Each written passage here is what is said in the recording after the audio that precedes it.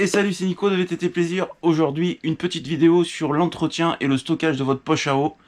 Par ces petits temps d'été là, il est toujours bon d'avoir quelques petites astuces pour boire propre. Allez, on y va tout de suite. Bonjour et bienvenue dans cette nouvelle vidéo. Dans cette vidéo, je vais vous donner 4 astuces pour nettoyer et entretenir votre poche à eau et surtout pour la stocker. À savoir que les astuces peuvent se cumuler entre elles. Vous allez voir, je vous explique tout dans cette vidéo. Première astuce, après avoir fait votre sortie, vous rentrez, vous videz le restant de votre poche à eau et vous la rincez bien à forte eau propre au robinet. Et vous la remplissez une fois bien rincée et vous pouvez appliquer ce qu'on appelle une pastille nettoyante. Alors plusieurs marques vous proposent des pastilles. Il y avait la marque leader Camelback qui en proposait. J'ai de plus en plus du mal à les trouver, moi, ces pastilles. Je m'en suis servi longtemps et c'était de bonnes pastilles. Je vous mets en lien dans la Nico boutique des pastilles aussi que j'ai trouvé aussi là, que je me sers actuellement, qui sont pas mal aussi, mais je les trouve un peu moins que les Camel, mais les Camel j'ai du mal à les trouver, donc voilà.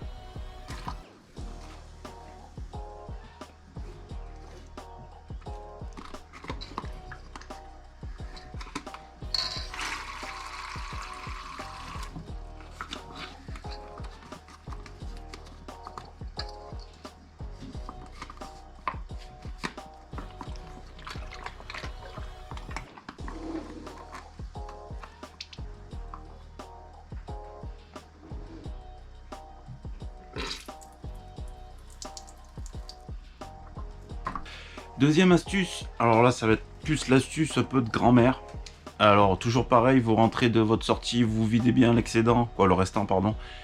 Vous rincez bien à l'eau claire au robinet. Vous remplissez votre poche et vous laissez une petite place pour un demi-verre de vinaigre blanc. Vous l'appliquez dans votre Camelback.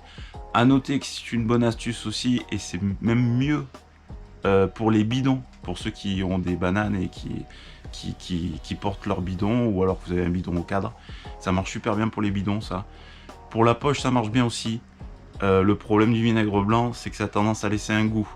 Donc vous mettez la moitié d'un verre de vinaigre blanc dedans, vous agitez bien votre poche, vous faites bien sortir l'eau aussi, qui sera donc à un faible pourcentage un peu vinaigré, de manière à ce que ça agisse sur tout le camel, tout le tuyau et tout l'embout.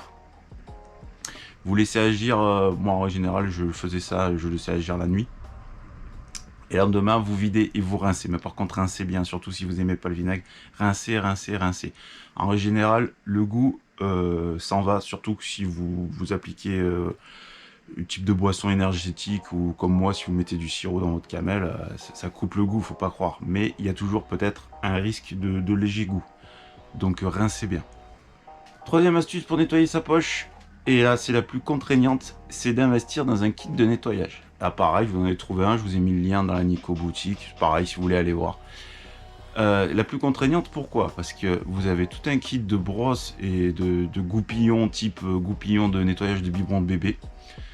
Vous allez y passer un temps fou. Et si vous avez appliqué les deux précédentes astuces, en règle générale, vous n'avez pas besoin de vous embêter avec des brosses. En règle générale, quand on commence à sortir le kit de brosse, c'est qu'on a vu s'accumuler des petites saletés, ou bon bref c'est un noirci ou quoi, je vais pas rentrer dans le détail, c'est un peu sale. Et là, tout à coup, vous vous dites, tiens, il faut que je nettoie, et là vous sortez les brosses. Donc cette astuce là est bien, de temps en temps il va falloir un peu aller brosser, un peu s'employer. Mais en règle générale, si vous faites un bon nettoyage et une bonne désinfectation, j'ai toujours du mal avec ces mots-là. Normalement, si vous avez fait les deux précédentes astuces, en gros, vous n'êtes pas embêté. Les brosses, vous les sortez une fois tous les 10 ans. Désinfectation. Putain, oh les mots. Oh le vocabulaire. Quatrième astuce, c'est l'astuce que j'utilise le plus souvent et depuis le plus longtemps. C'est de conserver votre poche à eau au freezer ou au congélateur. Alors attention, parce que j'ai eu un grand débat aussi une fois sur une page Facebook et après vérification, il est vrai que de congeler sa poche à eau ne supprime pas les microbes.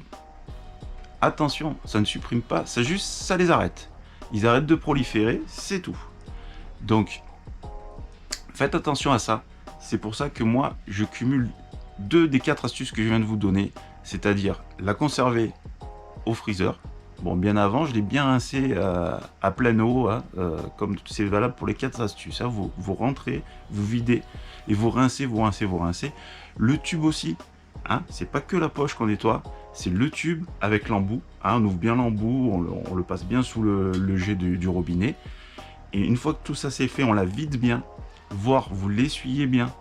Alors attention, pas comme j'ai vu sur d'autres vidéos là, du sopalin et tout dedans là, ça vous oubliez, hein, parce que le sopalin il va se désagréger, surtout si c'est un sopalin de mauvaise qualité, et vous allez avoir des bouts de sopalin partout dans la poche, et là bonjour pour tout sortir. Hein. Donc vous prenez un chiffon en tissu propre, vous essuyez bien dedans, et vous la placez au freezer. Ça c'est l'astuce au top du top, vous la connaissez tous, mais moi franchement je l'applique, donc c'est pour ça que je vous en parle.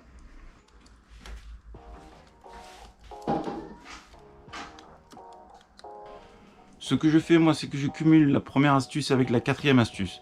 C'est-à-dire que je fais régulièrement le processus pour la mettre au freezer, mais ponctuellement, j'envoie une pastille dedans pour faire une désinfection, ouais, j'ai plutôt bien dit, et j'en suis bien content. Bon alors celle-ci de poche à eau, ça fait pratiquement un peu plus d'1 an, pardon. Ouais, c'était en mai, ouais, ça fait déjà 1 an et 2 ou 3 mois que je l'ai. Et bon, elle est nette, elle est nickel. Mais avant, j'avais un sac de la marque Camel. Et j'arrivais à faire plus ou moins durer mes poches jusqu'à entre 2 et 3 saisons. Voilà, après c'était de moi-même que je préférais en acheter une neuve quand même. Parce que bon, il faut un peu renouveler le matériel quand même. C'est pas éternel tout ça. Donc ça fait un peu du bien aussi de changer de matos. Surtout qu'une poche à eau en règle générale, bon, une Camel c'est un peu cher, mais bon, si vous prenez ou de l'adaptable ou du D4, c'est vraiment accessible. Donc voilà, je pense que 2 ans c'est la durée de vie d'une poche à eau, en étant honnête. Voilà les amis, c'est pas plus compliqué. Comme toujours, il suffit un peu de s'employer et de réfléchir 5 minutes et on arrive à tout. Donc je vous encourage à liker cette vidéo, à la partager. Si tu n'es pas encore abonné, bah, abonne-toi à la chaîne pour recevoir la petite notification qui va bien et active la cloche. Je vous rappelle aussi que vous pouvez participer à mes vidéos, certainement à la fin de celle-ci, il y aura déjà des photos d'abonnés de leur VTT. Donc vous pouvez m'envoyer une photo de votre VTT ou de vous en train de faire du VTT. Vous l'envoyez à l'adresse de la chaîne qui figure dans la description. Et moi je vous passe en fin de vidéo. Je voulais aussi vous rappeler aussi que c'est une chaîne participative, c'est-à-dire que vous pouvez participer et surtout donner vos idées de vidéos. Alors en l'occurrence, j'ai fait le mal aux fesses, c'était pour à la suite de la demande d'un abonné. Donc vous pouvez participer, laissez toujours en commentaire vos idées. Et si je trouve ça judicieux et que ça peut intéresser du monde, ben, je vous fais une vidéo dessus. D'ailleurs, il y a un abonné qui m'a fait une remarque qui voulait savoir un peu comment boire et où boire sur une sortie VTT. Donc je suis un peu en train de travailler sur ce type de sujet. Donc je pense qu'une prochaine vidéo face cam comme ça dans mon magnifique studio YouTube, et ben je pense que je vais la faire parce que c'était judicieux, je pense, et je pense que beaucoup de personnes se posent la question quoi boire, comment boire et où boire sur une sortie de rando. Donc les amis, je vous souhaite de bons rides et faites du vélo.